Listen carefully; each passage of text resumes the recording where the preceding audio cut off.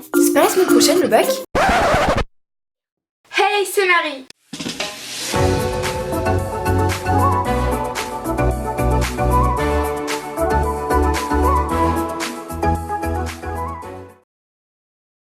Je vous retrouve aujourd'hui pour une nouvelle vidéo qui va être 8 conseils pour réviser si vous aussi, comme dans l'intro, vous vous êtes rendu compte à une semaine du brevet du bac ou autre que vous avez votre examen dans une semaine. Donc je vais vous donner quelques conseils, astuces que j'avais utilisées lorsque j'avais passé mon brevet l'année dernière et que je pense réutiliser l'année prochaine quand je vais passer mon bac de français. Yes. Donc je vais tout de suite avec la suite. Mon premier conseil, ça serait révise dans un endroit où tu es bien, un endroit propice au travail, où tu sais que tu vas être productif. Moi par exemple, quand j'ai révisé mon brevet l'année dernière, j'aimais beaucoup travailler dehors puisque j'avais aucune des distractions que je peux avoir dans ma chambre, sur mon bureau, des choses comme ça. Parce que dehors, j'avais juste ma table sur la terrasse, voilà, j'avais aucune distraction à part à la limite les oiseaux qui passaient, mais je trouve que j'arrivais beaucoup plus à être concentrée dehors que dans ma chambre et je trouvais ça beaucoup plus agréable de travailler dehors comme il faisait beau et tout, c'était un petit peu plus motivant on va dire. Ok, j'avais prévu de vous montrer des plans où je bosse dehors, mais disons que là il pleut. Yes, on est en juin. Mon deuxième conseil, ça serait fais un planning ou une to-do list, comme ça tu es beaucoup plus organisé, enfin je trouve ça beaucoup moins stressant parce que tu sais que là tu vas faire ça, ça, ça, ça.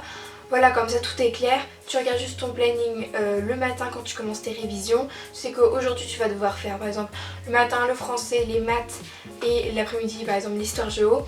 Et comme ça au moins c'est clair dans ta tête, tu vas pas commencer à t'éparpiller, à réviser un truc que tu as déjà révisé, tout c'est beaucoup plus clair. Naya qui passe tranquille, sans pression. Ça va? Ouais, tranquille. Et si t'as un peu de mal avec les plannings, si tu sais que tu vas pas le tenir et tout, parce que par exemple le matin tu sais que tu vas bosser beaucoup moins que ce que t'as prévu, et tu peux te faire une to-do list par jour, pas forcément répartir quand tu fais quoi, parce que tu peux avoir des imprévus, des choses comme ça. Donc fais-toi par exemple une to-do list. Moi je sais que j'arrive un peu plus avec ça, mais le planning ça me rassure un peu plus quand même, donc voilà. Essaye de trouver ce qui t'arrange le plus et ce qui te convient le plus. Mon troisième conseil, c'est ne révise pas une matière par jour. Par exemple, ne fais pas le lundi les maths, le mardi le français et ainsi de suite, parce que sinon ton cerveau clairement il va faire espace stockage saturé. Non, fais plutôt, dis-toi par exemple 2 chapitres de maths, 2 chapitres de français, 2 chapitres d'histoire, parce qu'au moins ton cerveau aura le temps d'assimiler toutes les informations et tout. Et puis comme ça c'est plus motivant, parce que faire toute une matière pendant toute une journée c'est fatigant à la longue. Donc ouais, fais plusieurs matières, comme ça tu changes de sujet, tu changes de domaine et tout, et ce sera beaucoup mieux et ton cerveau ça lui fera du bien. Mon quatrième conseil, c'est utilise des post-it pour mettre en évidence les notions les plus importantes ou les notions que tu as le moins compris ou qu'il faut vraiment que tu révises. Pour les matières où vous avez besoin de plus réviser, vous avez plus de difficultés, je vous conseille de prendre des annales brevet ou bac. Donc moi j'ai celui brevet, parce que j'avais passé mon brevet l'année dernière comme je vous l'ai dit précédemment. Ce qui est bien plus dedans, c'est que par exemple dans le sommaire, pour chaque sujet il y a les notions qu'il y a dedans. Moi je me souviens c'était plus tout ce qui était algorithmique et programmation que j'avais plus besoin de réviser par exemple pour les maths. Et du coup j'avais fait pas mal d'exercices sur ça et qui présentent dans différents sujets, comme ça j'avais plusieurs exercices, c'était vraiment bien, comme ça j'avais vraiment pu réviser ce que j'avais besoin, et ce que j'avais un peu moins besoin et je révisais un peu moins, mais comme ça avec les post-it c'est beaucoup plus clair, vous savez qu'est-ce que vous devez réviser en priorité, qu'est-ce qui est plus important et tout, c'est vraiment beaucoup plus clair je trouve. Mon cinquième conseil, c'est ne commence surtout pas à faire des fiches maintenant, à une semaine de ton examen. Franchement ça ne sert strictement à rien, tu vas perdre du temps plus qu'autre chose. Je te conseille plutôt de prendre des fiches comme ça. Moi du coup c'est les fiches brevet que j'avais pris celui de français et histoire géo OMC bien sûr, EMC, et c'est vraiment bien parce que tout est récapitulé, c'est beaucoup plus clair. En plus par exemple dans celui d'histoire géo il y a les cartes qui sont déjà faites, non pas les cartes, les frises chronologiques qui sont déjà refaites et tout, donc comme ça vous évite de tout refaire et tout.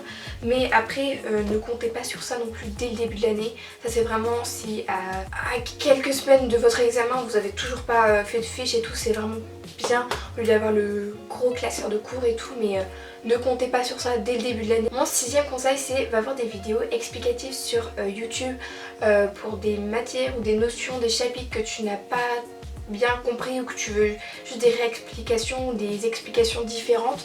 Il y a beaucoup de chaînes comme ça. Le plus connu c'est Les Bons Profs, mais il y en a plein d'autres et tout. C'est vraiment pas mal si vraiment ouais, vous n'avez pas compris et tout des notions, vous avez besoin d'explications et que par exemple vos parents, vos grands frères, grandes sœurs peuvent pas forcément vous réexpliquer, ou vraiment si vous n'avez pas compris, c'est expliqué différemment, donc peut-être que vous comprendrez mieux. Mon 7e conseil, c'est accorde-toi des pauses, pas trop longues ni trop courtes. Par exemple, essaye de faire tu bosses pendant 1h30 mais vraiment t'es à fond et tout, et après pendant une demi-heure t'as une pause tranquille, tu vas dehors, tu vas voir tes amis, tu regardes un épisode Netflix, je sais pas, tu vas promener ton chien, mais vraiment fais autre chose parce que ton cerveau il peut pas être H24 en mode bosser, il a besoin de pause des fois, et toi aussi t'as besoin de pause. Fais une pause pas trop longue et comme ça après ce sera plus facile de se remettre au boulot, comme ça après tu seras plus productif et tu arriveras mieux à bosser. Et ouais, même c'est vraiment important de faire des pauses, donc n'oublie surtout pas ça.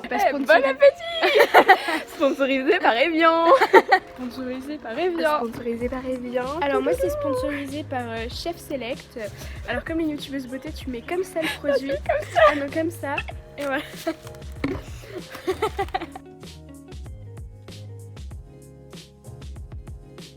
Et enfin, mon 8e et dernier conseil est un objectif de révision. Fixe-toi un objectif dès le début de tes révisions parce que comme ça tu seras beaucoup plus motivé. Par exemple, dis-toi que si tu as ton examen, si tu as ton brevet, ton bac, et bah, tu pourras aller à un festival, tu pourras partir en vacances avec tes potes ou avec ta famille ou autre. Trouve-toi ton objectif, ce qui fait que tu vas être motivé à réviser. Pour ça aussi, tu peux te faire un vision board.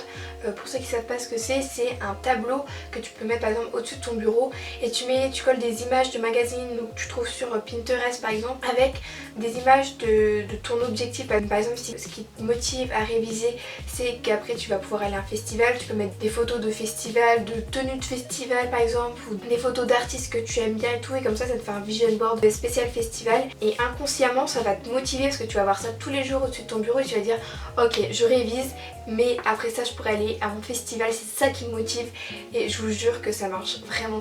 Donc voilà, cette vidéo est à présent terminée, j'espère que t'aura plu, j'espère que tu auras découvert de nouveaux conseils parce que je sais qu'il y en a qui sont plutôt connus mais je trouvais quand même important de les rappeler. Sur ce, je te dis à très vite dans une prochaine vidéo. Good vibes!